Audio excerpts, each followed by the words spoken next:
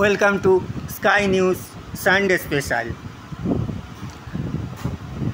শারদোৎসবের আগেই পুজোর আনন্দ, সেই পুজোর আনন্দে মেতে উঠলেন অম্বিকা কালনা সহ হুগলি, নদিয়া, বর্ধমান এবং অন্যান্য জেলার ভক্তবৃন্দরা। হ্যাঁ, অম্বিকা কালনার গঙ্গার ধারে হয়ে ওঠে মহিষমর্দিনী পূজা, যেটি 300 বছরেরও অনেক বেশি সুপ্রাচীন। আজ রবিবার ছিল মহাসপ্তমী, পুজো চলবে দশমী অবধি। সেই সঙ্গে চলবে বিভিন্ন সাংস্কৃতিক অনুষ্ঠান, বিচিত্রা অনুষ্ঠান এবং বিভিন্ন কর্মকাণ্ড। আজ সকাল থেকেই চলছে গঙ্গার ধার থেকে দণ্ডি দেয়া। দেবী কাউকে ফেরান না, সবার মানত নাকি পূরণ করেন, এমনটাই ধারণা। মনোবাসনা পুরাণের দেবী মহিষাসুর মর্দিনী রূপিণী, তিনি অসুরকে বধ করেন এবং অনেকের শত্রুকেও নাকি নিধন করেন।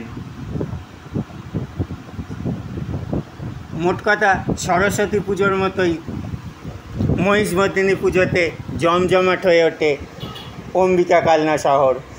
এই মহিষমর্দিনী মাতাই নাকি দেবী অম্বিকা নামে পরিচিতা। আমরা দেখে নেব সেই ছবি অম্বিকা কালনা থেকে এবং শুনে নেব উদ্যোক্তা এবং ভক্তদের কাছ থেকে এই পুজোর সম্বন্ধে কিছু কথা। দেখতে থাকুন, চ্যানেলটি ভালো লাগলে ফ্রি সাবস্ক্রাইব করতে থাকুন এবং বিভিন্ন আপডেট পেতে থাকুন।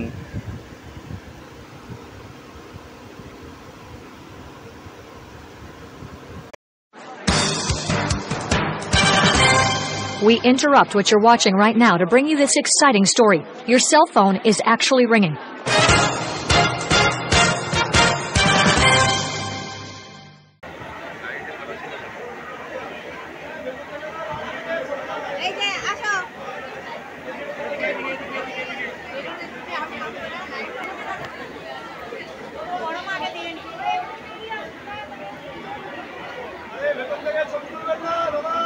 পুজো কবে থেকে, এটা আমাদের কাছে কোনো নথি কিছু নেই, পুরনো নথি কিছু নেই। আমাদের মোটামুটি এটা 250 বছর প্রাচীন পুজো। এটা রানাঘাটের আগের পুজো ছিল। ওখান থেকে একটা পাতা ভেসে আসার পর তখনকার যে ব্যবসায়িক গঙ্গার ধারে যারা তখন চাল আলুর যা ব্যবসা ছিল, সেই ব্যবসা তারা এখানে যেটা স্থাপন করেছিল, সেটাই গতানুগতভাবে এতদিন ধরে চলে আসছে।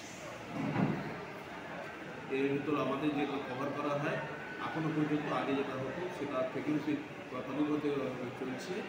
অন্নক্ষেত্র, যেখানে মানুষ 3 দিন ধরে দুপুরবেলা অন্ন হয়, এছাড়া বস্ত্র বিতরণ হয় দশমীর দিনকে, আর তার আগে একটা দিনকে আমরা চাল বিতরণ করি প্রত্যেকের মানুষের লাইনের দ্বারা, তাদেরকে আমরা চাল বিতরণ করি। আচ্ছা, আপনার নাম? আমার নাম রাজা কুণ্ডু।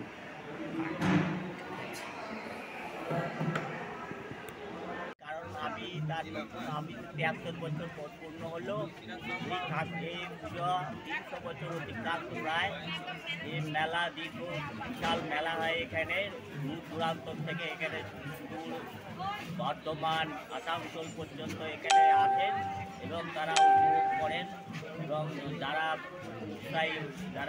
উৎসাহী তারা এই মেলাটাকে উপভোগ করেন। আর পুজো আর্চার কথা বলতে গেলে এখানে খুব সুন্দরভাবে পুজো হয় এবং কোনো রকম অশান্তি বা আমরা চোখে পড়েনি। আমার 73 বছর বয়স থেকে আজ পর্যন্ত আমরা মানে অসঙ্গতি আমরা দেখিনি। এখানে পুজো দুভাবে হয়, মেয়ে পুরুষ সর্বনির্বিশেষে, ধর্ম নির্বিশেষে এখানে পুজো দেয়।